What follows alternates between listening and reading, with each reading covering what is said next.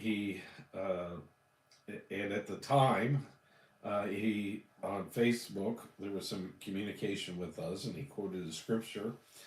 And obviously, he goes to a church, but I didn't know what church he went to go and approach uh, his pastor with a charge for what that he had done to me. And uh, you so you have that problem. But that's why that in Matthew chapter 18, I believe it says, where two or three are gathered together in my name, there I am in the midst. We often use that to mean a church service, but we're actually talking about church discipline. And so maybe it might be best, like Charlie had suggested. Charlie Dean, I think he had the best. He's the one that taught me about Matthew chapter 18. He had the best example.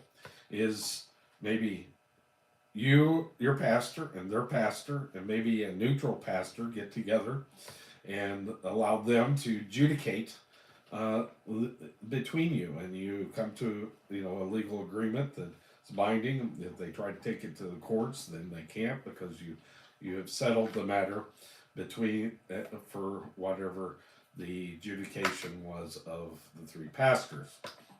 I've thought long and hard about that over the years, because that's one of the nightmares.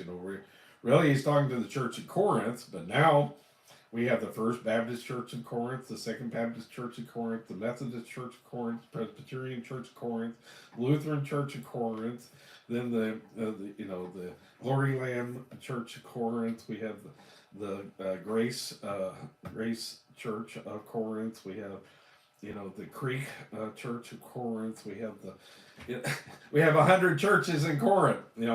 And so maybe 1,000 here in Berea. you know, where do we adjudicate it? Well, we maybe just between us, we pick a church and we adjudicate it.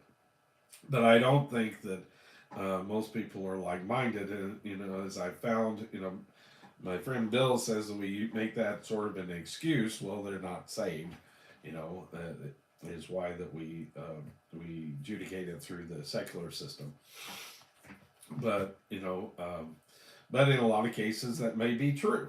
Especially like I said, if somebody's not attending a church, if there's no way of approaching them, and then you have too, if they are a young preacher or a young person in the Lord. I have approached pastors. I had one pastor. He said, "You're going to wind up in a ditch. I'm worried about you, Tony." And so I asked him to talk to one of his parishioners so that they wouldn't treat me violently and abuse me. And he wouldn't confront them, because that they were a young Christian. He didn't want to run them off. And so you have this fear that there's I don't it would be very hard for the church, since they haven't adjudicated anything in such a long time, to now pick up and start adjudicating cases between Christians. But they should. If you have a problem, take it to your preacher. Approach them with your pastor. That's Matthew chapter 18. If they won't, you go talk to them first yourself. If they won't hear you, then you take your pastor. If they won't hear a pastor, then take a couple more pastors with them. If they won't hear them, then they are not a Christian, and so you can treat them as such. And so I think that would be the proper form and function here. Why should a believer let other believers be the judge rather than take his case to the unsaved world for their judgment? Again, this does not forbid a Christian from going to court with an unbeliever. Why should two believers bring their differences to be settled by other believers? Paul gives a threefold reason regarding the capabilities of believers to judge. So that can